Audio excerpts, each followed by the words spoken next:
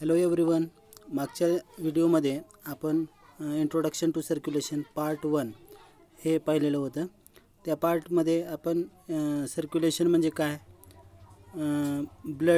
ब्लडचे nature and composition हे आपण start केलं होतं। Blood is mainly composed of 2 main components. तर त्यामध्ये पहिलं जे कंपोनेंट आहे प्लाझ्मा आणि त्याचं प्रमाण हे 55% इतक्या प्रमाणामध्ये आहे। आणि दुसरा महत्त्वाचं जे कंपोनेंट आहे ब्लड कार्पसल्स, तर त्याचं प्रपोर्शन 45% आहे ब्लडमध्ये। तर ब्लड कार्पसल्स पाहत होतो।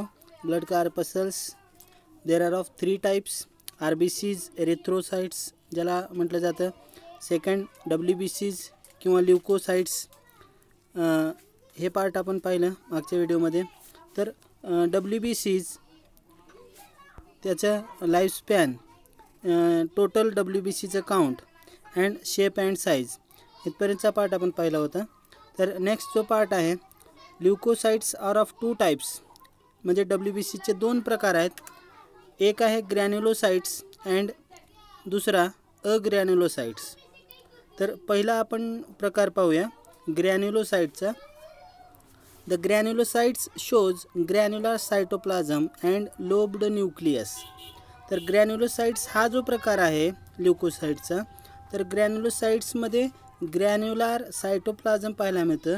आता सायटोप्लाझम कशाला म्हटलं जातं, तर एखादी सेल असेल तर त्या सेलमध्ये न्यूक्लियसला सोडून बाकीचे जे काही कंटेंट्स आहेत तर त्याला आपण सायटोप्लाझम असं म्हणतो।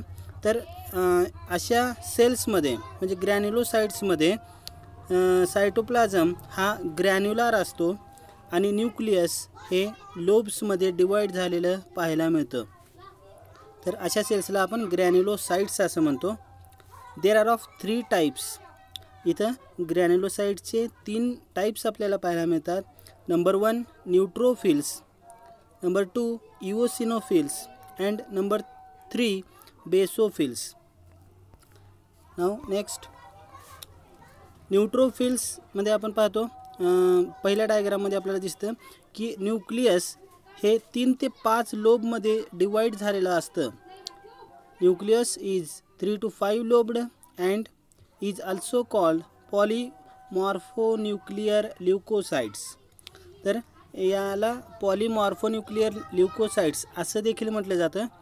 तर न्यूट्रोफिल्समध्ये नेक्स्ट जे पॉईंट आहे they constitute about 70% of total WBCs, म्हणजे एकूण WBCच्या 70% इतका प्रमाण हे न्यूट्रोफिल्सचा पाहायला मिळतं। Then second one eosinophils. Eosinophils the nucleus is bilobed. Nucleus हे बायलोब्ड आहे and it constitute about 3% of total WBCs। एकूण WBCच्या 3% प्रमाण हे इओसिनोफिल्सचा असतो। देन तिसरा आहे basophils. The nucleus is twisted. Nucleus हे ट्विस्टेड प्रकारचं असतं and they are about 0.5% of total WBCs, म्हणजे टोटल WBCच्या हे फक्त 0.5% इतक्या प्रमाणामध्ये आहेत। दुसरा ल्युकोसाइटचा दुसरा जो प्रकार आहे मुख्य प्रकार अग्रॅन्युलोसाइट्स। आणि अग्रॅन्युलोसाइट्समध्ये आपण पाहतो this shows absence of granules in the cytoplasm, म्हणजे न्यूक्लियस सोडून बाकीचं जे कंटेंट आहे सेलचं ज्याला आपण सायटोप्लाझम असं म्हणतो, तर हे सायटोप्लाझम मध्ये ग्रॅन्युल्स पाहायला मिळत नाहीत। तर अशा टाईप्सला आपण अग्रॅन्युलोसाइट्स असं म्हणतो। Then the nucleus is not lobed. Nucleus हे लोब्समध्ये डिवाइड झालेला पाहायला मिळत नाही and they are of 2 types. अग्रॅन्युलोसाइटचे 2 टाइप्स पाहायला मिळतात, एक आहे लिम्फोसाइट्स आणि दुसरा मोनोसाइट्स। तर विद्यार्थी मित्रांनो हे दोन्ही टाइप्स महत्त्वाचे आहेत। फर्स्ट आपण पाहूया लिम्फोसाइट्स। आता लिम्फोसाइट्स हे कसे आहेत, they shows absence of granules in the cytoplasm, then they are about 30% of total WBCs। Total WBCच्या ह्या 30% इतक्या प्रमाणामध्ये लिम्फोसाइट्स पाहायला मिळतात। And the important function of lymphocyte, they produce antibodies and they are responsible for immune system of the body.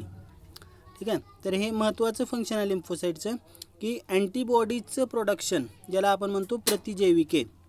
तर ब्लडमध्ये असणारे जे antibodies आहेत तर ते अँटीबॉडीजचं प्रोडक्शन हे लिम्फोसाईट्स नावाच्या सेल्सद्वारा केलं जातं. आणि हे अँटीबॉडीज आपल्या इम्युन सिस्टीम डेव्हलप करण्यासाठी महत्त्वाचे असतात. इम्युन सिस्टीम म्हणजे आपली रोगप्रतिकार क्षमता किंवा शक्ती. देन दुसरा जो प्रकार आहे मोनोसाईट्सचा. मोनोसाईट्सला स्कॅवेंजर्स ऑफ द बॉडी असंही म्हटलं जातं. म्हणजे मोनोसाईट्स हे आपल्या शरीरातील सैनिकी पेशी असं म्हटलं जातं. These are longest type of WBCs.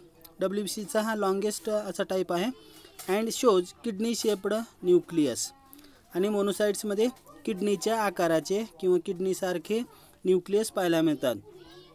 Next point, they are about 5% of total WBC.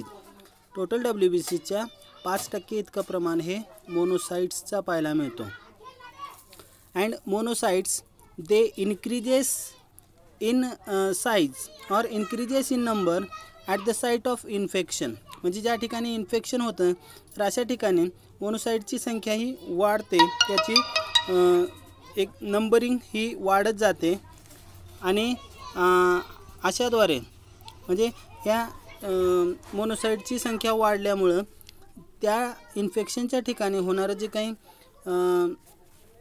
बॅक्टेरियाचा infection आहे तर ते बॅक्टेरिया किंवा अदर मायक्रो ऑर्गॅनिझमला किल करण्याचं काम हे मोनोसाईट सेल्स करत असतात. त्यामुळं मोनोसाईट्सला स्कॅवेंजर्स ऑफ द बॉडी असं म्हटलं जातं. थँक्यू.